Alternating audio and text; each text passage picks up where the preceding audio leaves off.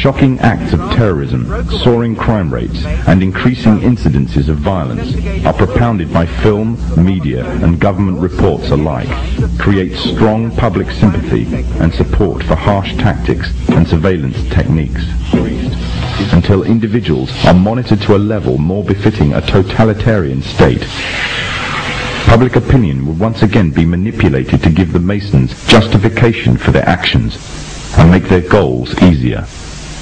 The means of monitoring the masses and storing all personal information on individuals in society on a massive mega database are already underway. Rapid movements are taking place towards storing personal information on individuals on plastic, such as banking details, driving license information, and national insurance details. Currently, these details are stored on separate cards, but plans are well underway to merge all the information onto one identity card. The consequence would be complete monitoring of all purchases and transactions and personal details of an individual at the touch of a button. In 1992, the Vice-Chancellor of the British Supreme Court, Nicholas Brown Wilkinson, told the High Court that if the information obtained by the police, the Inland Revenue, the social services, the health service and other agencies were to be gathered together in one file, the freedom of the individual would be greatly at risk. The Freemasons, through the governments controlled by them, already have access to a vast array of information about you. They can already find out who you talk to on the phone, where you work, where you shop, what you eat, what you wear, how much you are worth, what you earn, and the list goes on and on. One identity card would allow even closer monitoring and enable a complete psychological profile to be compiled on every individual in society. Information which would make it very easy to predict, control, and manipulate actions. However, there is a gap that the Masons need to fill in. By using hard currency, an individual can evade detection and vital information is lost since hard currency transactions are untraceable. As a result, moves are being made to replace hard currency with a system that relies totally on electronic funds transfer. In other words, a system that relies totally on cards. Trails in Swindon have heralded the first signs of a move towards the introduction of smart cards and electronic money on a national scale in the UK. The Mondex scheme is pioneered by NatWest and Midland Banks and British Telecom. Inside a smart card is a microchip which calculates every single transaction, not only financial transactions, but records every single thing for which it is used. It can serve as a credit card, a building society passbook, library card, travel card, phone card, and quite possibly an identity card. Although an identity card would reveal much detail, it would not be able to locate any one person precisely at any given instant time. This would require some sort of tracking device that could be put on and detected wherever that person may be on the globe. The tracking device would be an all-purpose microchipped identification device or an electronic implant placed under the skin. These implants could then send off a signal which could then be picked up by satellite in low Earth orbit, locating and identifying the subject. Although this may sound like the works of fiction, it is, however, already well on its way to becoming reality. There are already approximately 48 global positioning satellites in orbit that are in use by the United States and her allies. These satellites can act upon incoming signals and pass down accurate information to the source of the signal about its location. At present, the source of the signals are devices that are attached to tanks, battleships, aircraft, or handheld instruments for accurate navigation purposes. The next step would be to introduce the device that creates the source signal on every individual. Currently, one form of device that has been created specifically as a signal source for the satellites is the electronic tag. Already a scheme using such tags on individuals is in operation in the UK. The justification used is that it is necessary to curb the growth in the population of the already overflowing prisons. The tag fits securely around the offender's wrists and can be monitored to see if the offenders are violating curfew regulations. Pilot tagging schemes are already in operation in Greater Manchester, Berkshire and Norfolk, with plans for expansion in other countries in the coming year.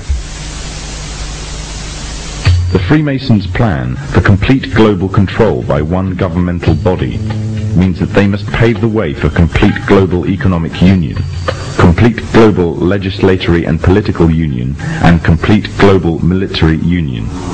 On March the 25th, 1957, with the creation of the European Economic Community, the first significant steps in the creation of this global government were taken. Since then, the EEC has become a testing ground for the New World Order. With the basic tenets of freedom of movement between member states already established, goods and people can move relatively freely within this one superstate. The plans are already underway for the establishment of complete monetary union, and the powers of the governmental body of Europe are growing every day, paving the way for complete political and legislatory union.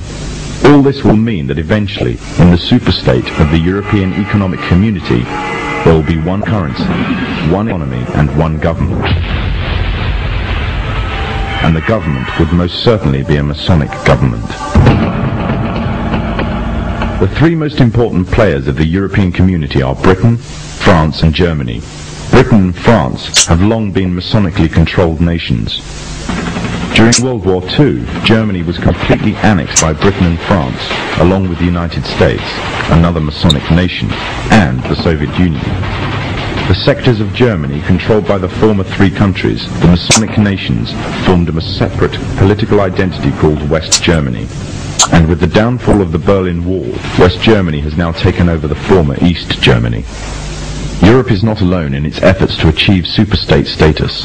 America and Mexico are currently the only two members of NAFTA, the North American Free Trade Agreement. However, the nations of the South are increasingly being pursued to join.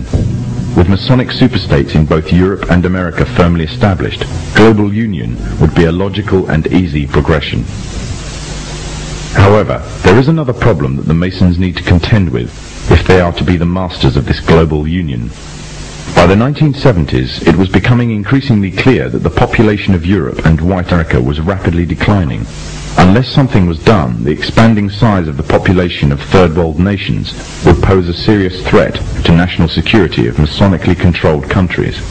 Western consumer power and productivity would reduce, and as a result, they would be completely dependent on that of the third world population. Somehow the gap between Western population and third world population had to be a bridge to restore Western supremacy, or more precisely, Masonic supremacy, at a global scale. In the 1970s, President Jimmy Carter commissioned the Global 2000 report. The findings of the report blamed virtually all of the world problems on the population growth of non-white people. The report went on as far as recommending the elimination of at least 2 billion people in third world nations off the face of the earth by the year 2000 in order to restore Western supremacy. Interestingly enough, also in the 70s, the AIDS epidemic broke out, claiming huge amounts of life in third world nations, as well as amongst the growing black and Hispanic population of America. It was said that the virus originated from green monkeys in Africa and was later passed on to the local population through either acts of bestiality or through consuming them as food. From there on, AIDS spread like wildfire across the African continent and later on to the rest of the world, claiming millions of lives. However, the story was just a smokescreen. On June 2nd, 1988, the Los Angeles Times published an article refuting the idea that the human AIDS virus originated from green monkeys. It uncovered evidence that the DNA composition of AIDS was totally inconsistent with that of green monkeys. In fact, it could be proven that the AIDS virus could not be found anywhere in nature and could only have ever survived in the human biological system. If the virus did not exist anywhere in nature, the question is raised as to where exactly the virus all of a sudden stemmed from. On July the 4th, 1984, the New Delhi newspaper in India called The Patriot published an article making the first detailed charges of AIDS as being a counter-biological warfare agent. An anonymous American anthropologist was quoted claiming that AIDS was genetically engineered at the US Army's Biological Warfare Laboratory at Fort Detrick near Frederick, Maryland. Then on October the 30th, 1985, the Soviet journal Literaturia Gazeta repeated the charges made by the Indian newspaper, making it an international controversy.